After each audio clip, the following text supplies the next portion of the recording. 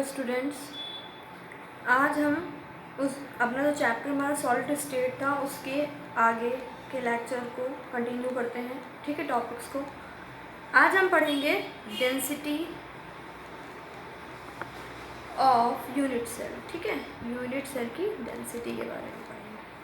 First of all हम लोग density की बात करें, अगर हमें डेंसिटी किसी चीज़ की निकालनी हो तो हमें उसका मास चाहिए होता है। ये तो आपको पता है ना, मास चाहिए होता है। और उसका क्या चाहिए होता है? वॉल्यूम। आपको पता है, क्योंकि डेंसिटी क्या होता है? डेंसिटी होता है equal to mass upon volume.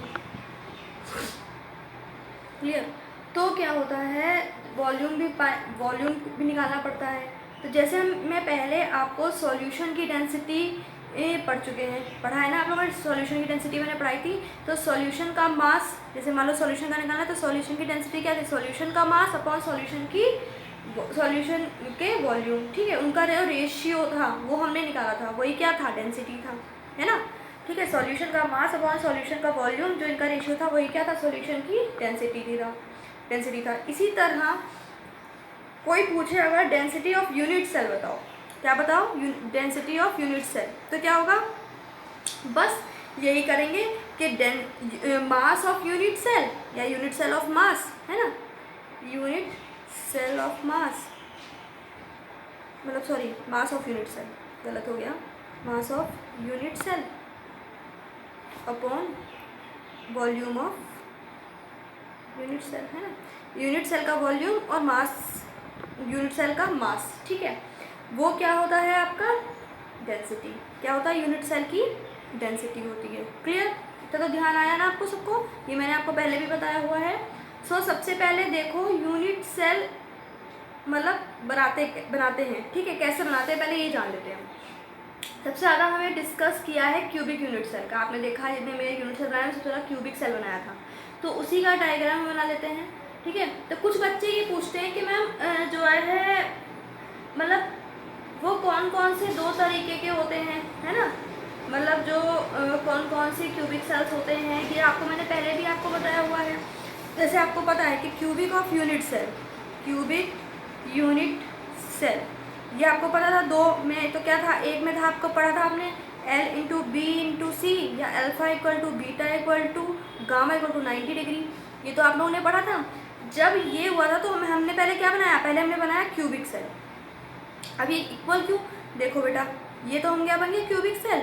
अब इसमें आपको पता है, ये मैंने आपको बना के दिखाया था कि ये तो हो गया एक्स एक्सिस, ये हो गया वाई, और ये हो गया जेड, है ना, जेड एक्सिस। तो जब एक्स एक्सिस पे डिस्टेंस जो हुई वो कितनी? ए, इसकी कितनी हुई? बी, और इसकी कितनी हुई? सी। ठीक है, तो मैंने कहा था कि जो क्या है ए के आगे है उसको क्या कहते हैं? अल्फा। जो बी के आगे है उसको क्या कहते हैं हम? बीटा। और जो इसके आगे है, बीटा के आगे, सी के आगे है, उसको क्या कहते हैं हम? गामा। ठीक है, तो क्या होना दोनों के बीच में क्या आना चाहिए? 90 डिग्री, यानी अल्फा बीटा और गामा का जो इक्वल आना चाहिए वो 90 डिग्री आना चाहिए। और ये क्या होंगे? A equal to B into equal to C. ठीक है, ये आपका यूनिट सेल तो बन गया। ये जो मैंने यूनिट सेल बनाना था वो हमने बना लिया। ठीक है, यूनिट सेल तो बन गया। अब आप ये सोचो कि यूनिट सेल का मास क्या होगा। आपको पता है ये डॉट और लाइन से मिलाकर बनती है। देखो पता है आपको, क्योंकि डॉट्स, ये सारे डॉट्स हैं और लाइन से मिलकर बनी है ना क्यूबिक सेल, आपको पता है। तो ना तो डॉट का मास होता है और ना ही लाइन का मास होता है। तो कैसे निकालेंगे? तो अगर हम वॉल्यूम निकालें पहले कि वॉल्यूम ऑफ यूनिट सेल, तो बेटा वॉल्यूम ऑफ यूनिट सेल क्या होता है? अगर अलग अलग रखोगे एल बी एच, तो एल बी सी, तो क्या होगा? ए इंटू बी इंटू सी। लेकिन अगर हम ए और ए इसी को रख देंगे तो क्या आएगा? ए क्यूब। ठीक है, क्यूबिक के लिए निकाल रहे हैं, इसलिए क्या आएगा? एक क्यूबिक सेल के लिए ए क्यूब। क्लियर हो गया? अगर यहाँ पैरामीटर अलग अलग हो तो वॉल्यूम क्या आएगा? ए बी सी, आ गई ना बात। और अगर क्यूबिक केस में लेंगे तो A3। क्लियर हो गया आप लोगों को? उसके बाद बेटा क्या होगा कि मास निकालेंगे। अब सबसे पहले हमें मास ही देखना है, तो mass of unit cell, mass of unit cell. ठीक है, अब आप ये सोचो कि यूनिट सेल तो इमेजिनरी डॉट और लाइन से बनी हुई है, तो इसमें मास का सेंस क्या है? ठीक है भाई, इसमें जो एटम होंगे मास तो उसी का होगा। ठीक है, तो एटम कितने होंगे यूनिट सेल में, उसको किससे रिप्रेजेंट करते हैं, किससे करते हैं बताओ। मैंने बताया था जो एटम्स होते हैं उनको किससे रिप्रेजेंट करते हैं, रैंक से। याद आया, रैंक से कहा था मैंने। तो मास ऑफ यूनिट सेल की सबसे पहली चीज क्या चाहिए हमें, रैंक ऑफ यूनिट सेल। ठीक है, तो रैंक ऑफ यूनिट सेल आपको पता है क्या है, रैंक ऑफ यूनिट सेल क्या है बेटा, Z। मैंने कहा Z से इंडिकेट करते हैं, तो इसको हम Z से लिखते हैं और एक्चुअली इसका मतलब ही यही होता है। क्लियर, क्या होता है, एटम पर यूनिट सेल। ठीक है, आ रही बात समझ में, क्या मतलब होता है, एटम पर यूनिट सेल। ठीक है, तो ये तो हो गया फर्स्ट जब हम मास निकालते हैं। फिर सेकंड क्या हो गया, हमें एटम चाहिए, मास ऑफ एटम चाहिए। ठीक है, मतलब कहने का ये है कि मोलर मास नहीं, एक एटम का मास चाहिए, एक एटम का। ठीक है, क्योंकि आपके पास सेल के अंदर एटम होते हैं, एटम मोल्स में नहीं होते हैं। क्लियर, एटम मोल्स में नहीं होते हैं, एटम यूनिट में होते हैं। क्लियर, मतलब एक है, दो है या तीन है, जैसे भी। तो देखो एटम का मास किधर से आएगा, सबसे पहले हमें ये निकालना। तो हमें किसी भी एटम का मोलर मास पता होना चाहिए, पहले ध्यान से समझिए। से वी हैव मोलर मास, जैसे आपको पास पता है सोडियम है, तो सोडियम का मोलर मास क्या है, 23 ग्राम पर मोल, है ना, इतना तो पता है आपको। तो मोलर मास का मतलब बेटा ये होता है कि एक मोल का मास। आ रही बात समझे, मोलर मास का मतलब क्या होता है बेटा, मोलर मास मीन होता है एक मोल मास। ठीक है, एक मोल मास मतलब एक मोल मास का एक मोल। क्लियर, उसके बाद क्या है, जब हम मोलर मास निकालेंगे, जैसे मोलर मास हमने निकाला, तो बेटा एक मोल का अगर हम निकालेंगे तो पहले तो हम वैल्यू लिखेंगे एक मोल की, कितनी, नंबर्स ऑफ मोल्स की 23 into mass of an atom. Clear, अब ये कहोगे आप ये वैल्यू क्यों लिखी, ये वैल्यू बेटा होती है आवोगाद्रो नंबर। आपने पढ़ा होगा आवोगाद्रो नंबर, Na से इंडिकेट करते हैं इसे। ठीक है, और हमें मेन क्या निकालना है, ये निकालना है। ठीक है, मतलब मास ऑफ एटम यही चाहिए, कौन सा, ये ला। इसके लिए आप क्या करोगे बेटा, सबसे पहले देखो बहुत आसान है, इसी से निकल जाएगा, मास ऑफ एटम ही निकालना था हमें। तो इसको क्या करना है, इसको आप ऐसे भी तो लिख सकते हो ना।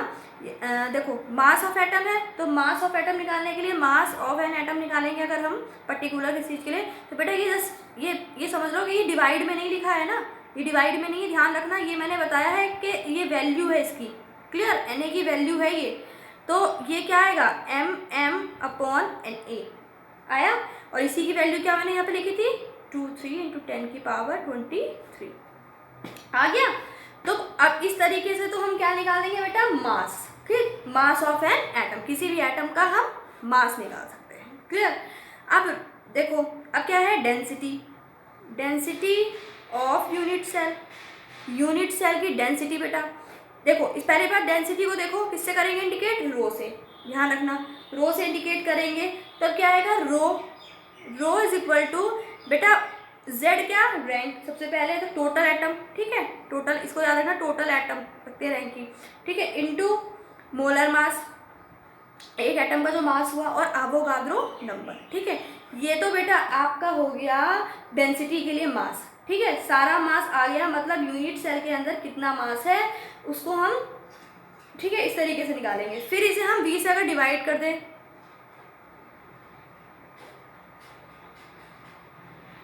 वॉल्यूम से है बेटा, वॉल्यूम से डिवाइड करेंगे, तो ये जो आपका निकला है फॉर्मूला, ये आपका क्या है, डेंसिटी निकालने का प्रॉपर फॉर्मूला निकल के आ गया। क्लियर, आगे बात समझ में। ठीक है, तो इस तरीके से क्या होगा बेटा, आपका डेंसिटी का फॉर्मूला निकल जाएगा। ठीक, अब मैं आपको बता दे रही हूँ कि इसमें है क्या क्या, जो वैल्यूज थी। जैसे Z है, तो Z क्या था आपका, रैंक ऑफ यूनिट सेल, है ना, रैंक ऑफ यूनिट सेल। फिर उसके बाद क्या था आपका बेटा, MM molar mass of atom. फिर है आपका V क्या है, वॉल्यूम ऑफ यूनिट सेल। और Na क्या है आपका, एवोगाद्रो नंबर। ठीक है, इसकी वैल्यू क्या थी मैंने अभी बताई, 6.023 इंटू 10 की पावर 23। क्लियर, सो फाइनली आप इनका इस्तेमाल करके डेंसिटी निकाल सकते हो। जनरली आपसे डेंसिटी गिवन, ठीक है, मतलब ज़्यादातर क्या होता है, आपको डेंसिटी गिवन होती है, रैंक पूछते हैं। आ रही बात समझ में? डेंसिटी क्या होती है, गिवन होती है, आपसे रैंक पूछी जाती है, ठीक है, रैंक पूछते हैं। इस टाइप के क्वेश्चन ज़्यादा पूछे जाते हैं। मतलब वैसे तो मतलब आपसे क्वेश्चन तो घुमा के पूछेगा, वो कैसे भी पूछ सकता है, लेकिन ज़्यादातर जो बेटा पूछा जाता है वो यही होता है कि रैंक पूछी जाती है, ठीक है, रैंक के बारे में बोलते हैं। अगर पूछे बताइए पैकिंग, पैकिंग कैसी है, ठीक है, पैकिंग भी पूछेंगे। अगर पैकिंग पूछी जाए पैकिंग कैसी है, तब भी आपको क्या निकालना पड़ेगा, जेड निकालना पड़ेगा। जैसे देख लो, अगर मान लो जेड की वैल्यू क्या आ रही है 1, तो क्या होगी इसकी पैकिंग, वो अगर बना रही है तो प्रिमिटिव यानी सिंपल होगी, ठीक है, सिंपल या प्रिमिटिव पैकिंग। अगर मान लो जेड की वैल्यू कितनी आ रही है 2, तो क्या आएगी, बॉडी सेंटर्ड होगी पैकिंग, ठीक है।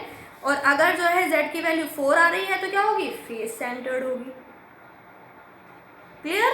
तो इस तरीके से क्या है, अगर हमें पैकिंग पूछी जाए तब भी हमें जेड की वैल्यू निकालनी पड़ेगी। क्लियर हो गई बात? अब हम नेक्स्ट वीडियो में वॉइड की पोजीशन के बारे में पढ़ेंगे। क्लियर हो गया?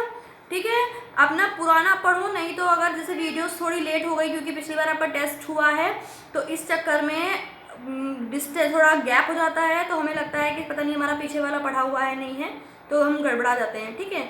तो इसलिए जो है अपने जो पुरानी नॉलेज है, प्रीवियस नॉलेज को रिफ्रेश करो और तब देखो, ठीक है, पूरा क्लियर हो जाएगा आपका। ओके।